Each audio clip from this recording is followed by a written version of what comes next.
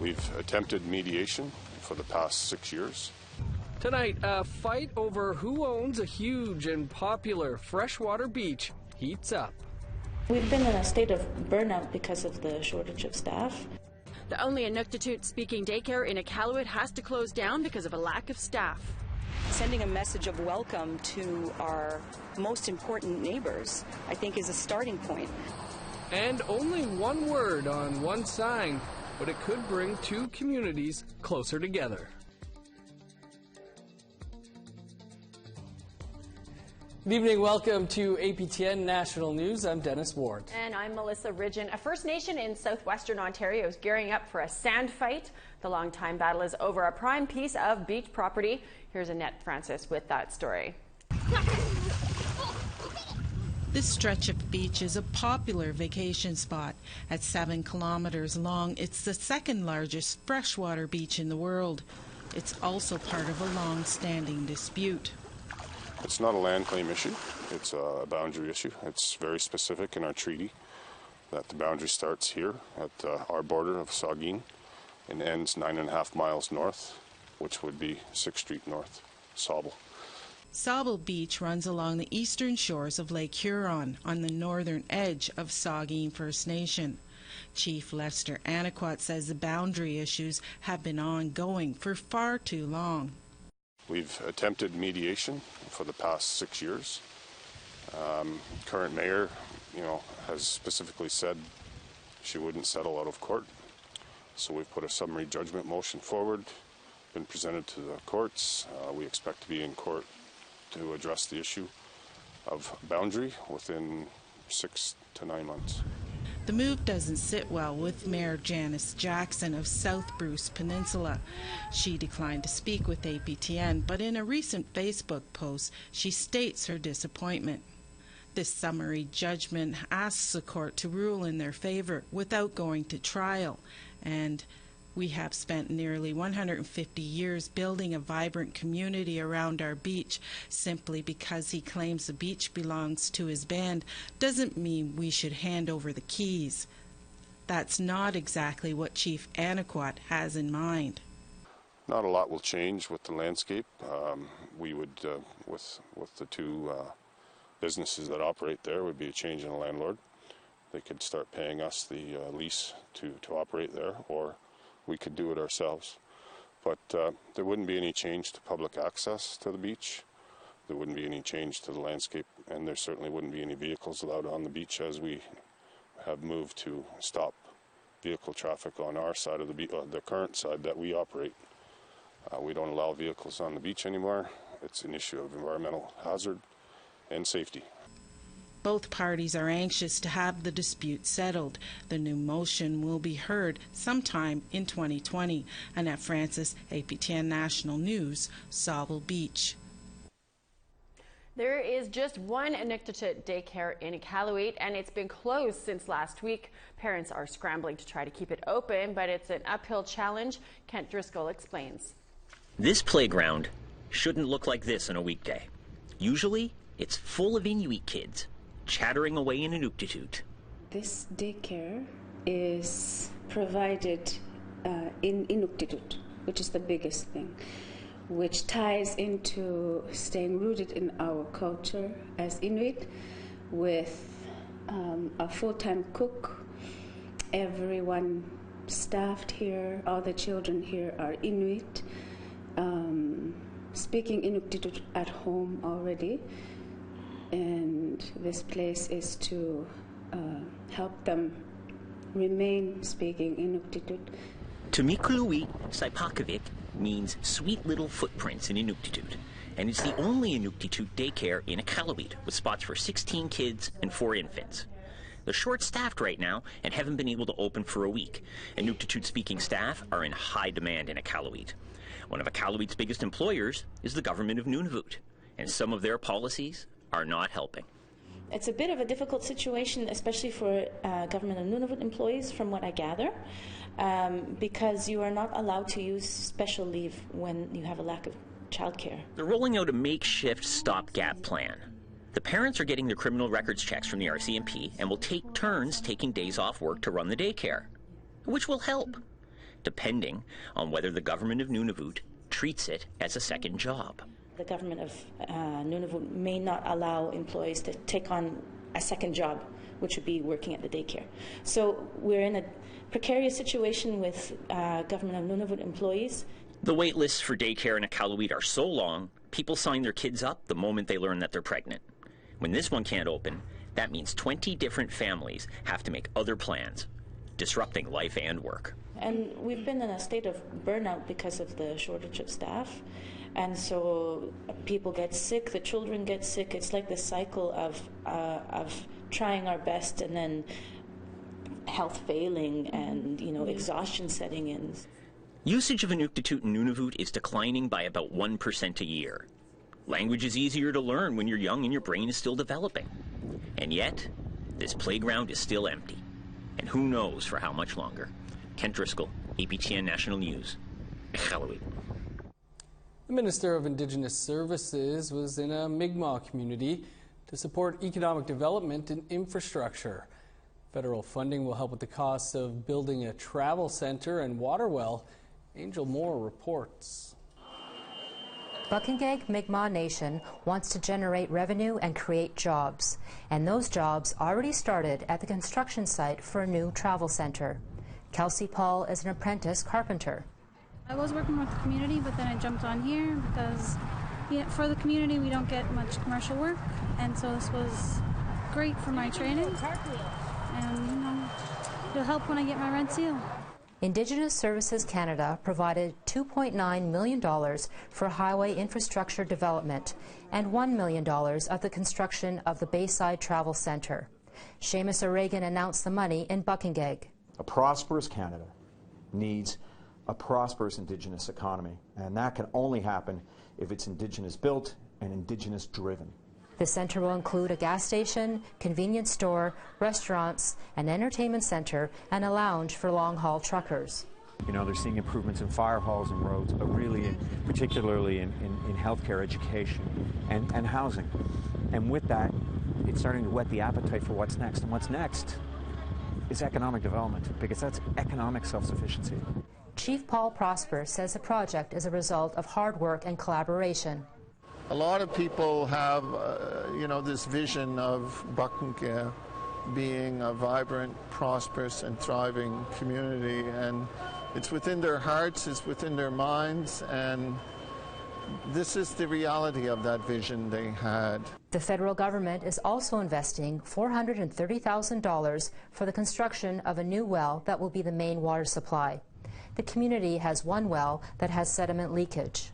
So this will provide an alternate source of water for our community, so it gives us that flexibility. If we're having issues with one, we can sort of rely on the other well for our community, so happy about that. The well is expected to be operational in a few months, with the travel centre opening by October.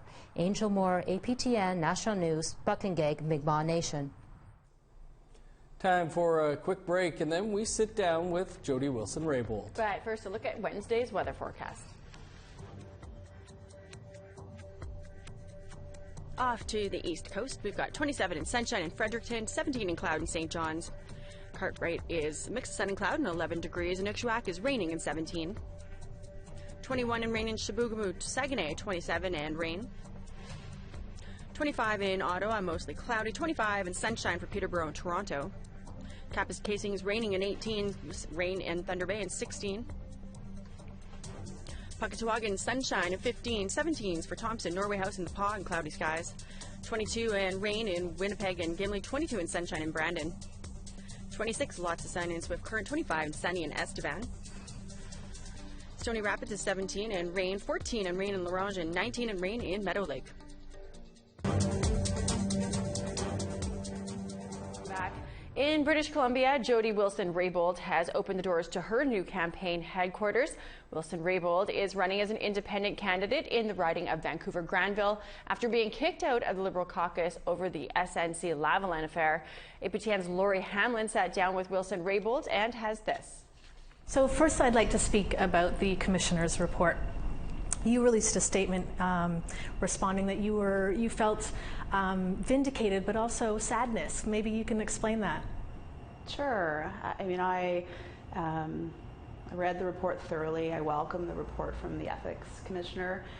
It was a vindication for the independent role of the Attorney General, the independent role of the Director of Public Prosecutions.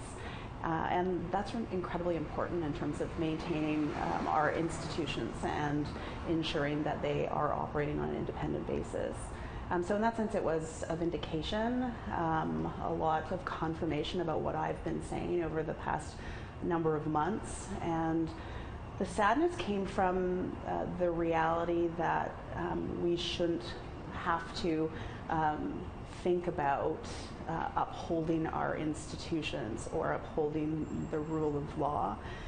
We have, as a country, I believe, functioned on the basis of principles and values that underline the freedoms that we have in our system of government, and it is important that we be constantly vigilant about upholding our institutions. And in that case, or in this case, the sadness came from that shouldn't be something that's a hard thing to do, and sadness that we are in this situation in the first place because we didn't have to be.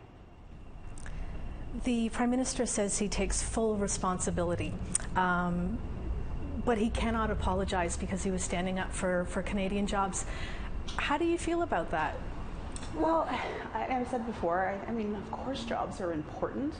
I believe it's the fundamental role of the Prime Minister, any Prime Minister, to stand up for the rule of law, stand up for our institutions, the fundamental tenets of our democracy first and foremost.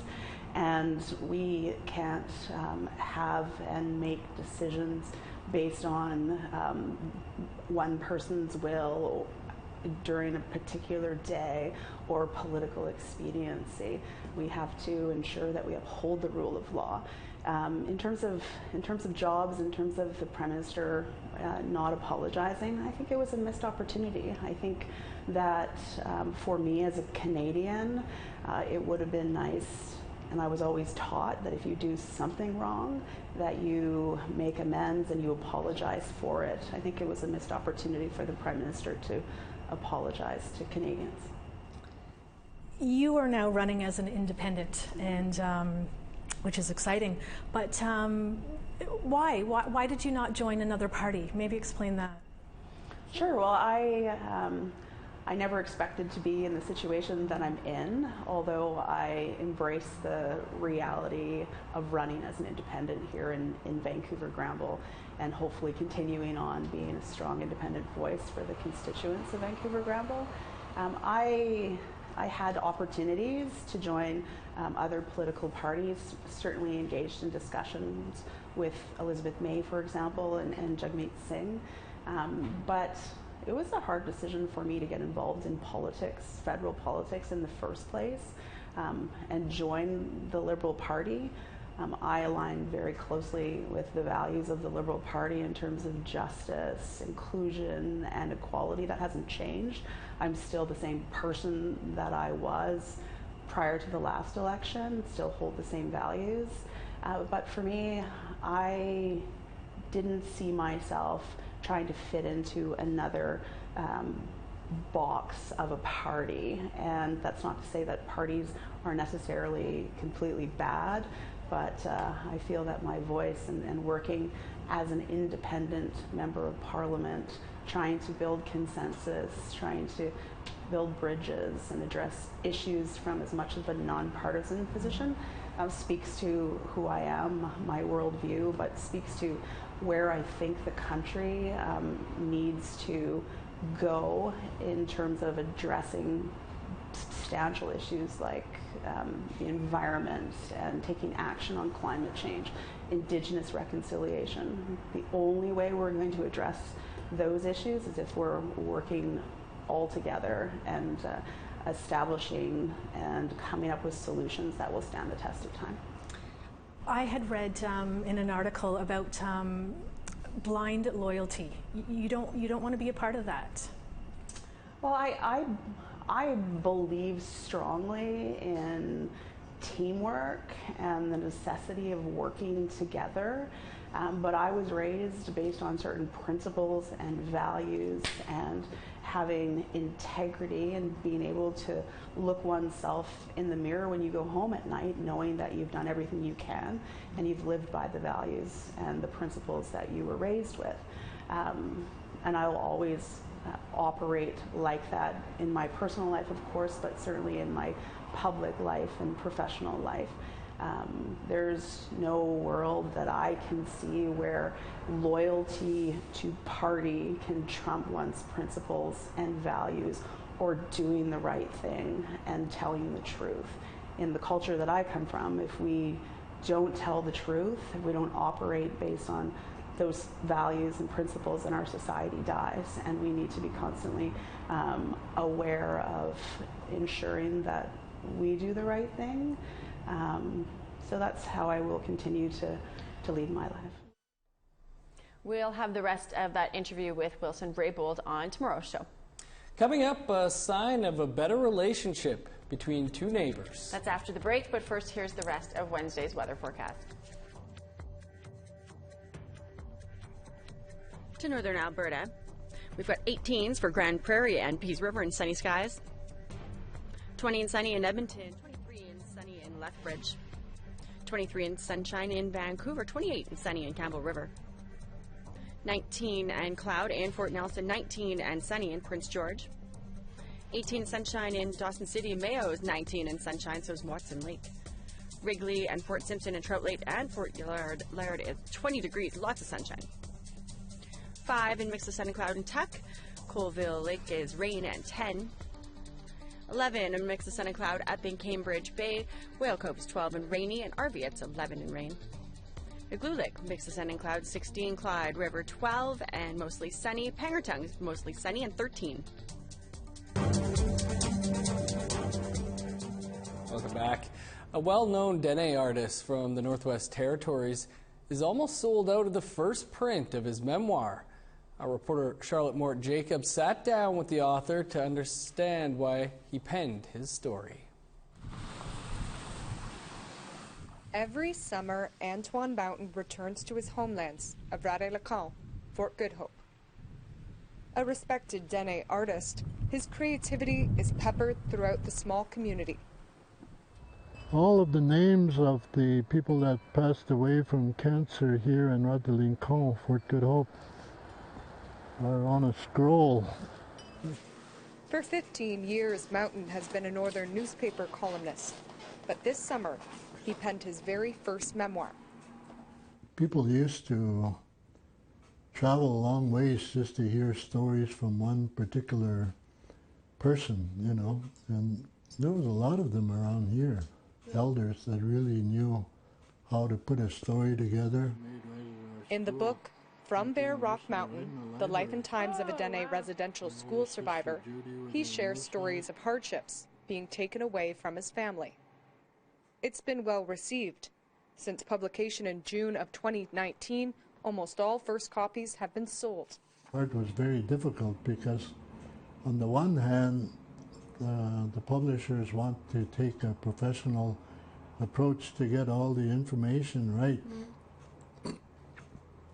But on the other hand, you're dealing with, as you say, total strangers digging into your personal life, especially at from a very early age, and you're really not wanting to participate. But people used to do this all over town right here, tanning moose hides wherever they found space to work. Mountain says dealing with 8 editors during publication wasn't easy. During this process, he was also working on his PhD in art at Trent University. But even with his worldly travels, Mountain says he will remain true to his people. Our interpretation of intelligence has very little or virtually nothing to do with the mind, reading or anything like that. It's about if a person knows how to handle themselves on the land with an axe, gun, or a knife, or even stories is a really valuable way of communicating amongst our people.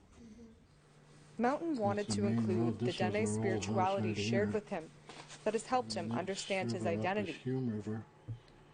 Like one instance where a healer told him of the root cause of his ailment. It's the spirit of that bear. It's reaching out to you. It's trying to get you to be one of them, and it's also trying to tell you something about yourself. And he said, probably you're cheat out in a mountain Dene people. Mountain says that shedding a light on all the corners of his life through the memoir was cathartic. What's next? Well, I'm running out of challenges. I might apply to be Mickey Mouse in Disneyland or something like that, but originally I started with 800 pages, of which 371 were printed for this book, so there's more. Charlotte Mort-Jacobs, APTN National News, Fort Good Hope. It's just one word on a sign, but it promises to bring two communities closer together, the city of Cornwall, Ontario, and the Akwesasne Mohawk Nation. APTN's Todd Lamoran starts us off merging to the busy 401 freeway. If you aren't paying attention, this Welcome to Cornwall sign looks like many other city markers. But on closer inspection, it contains the Mohawk word sago, hello in English. Having our language on their signage is important to us. It signifies that, there's a respect and that, we are neighbors and we're here to, support one another. Cornwall is a city of about 47,000 people. It sits across from Akwesasne on the St. Lawrence River. And recently, its city council voted to put sago on 2 Welcome to Cornwall signs. Sending a message of welcome to our most important neighbors, I think, is a starting point that then starts to show the rest of the province, the rest of the area, how good a place this is. The idea to change the sign came out of a dinner between the 2 councils back in June. The first such breaking of bread in 10 years. First-term Mayor Clement says the city had lost sight of an important priority.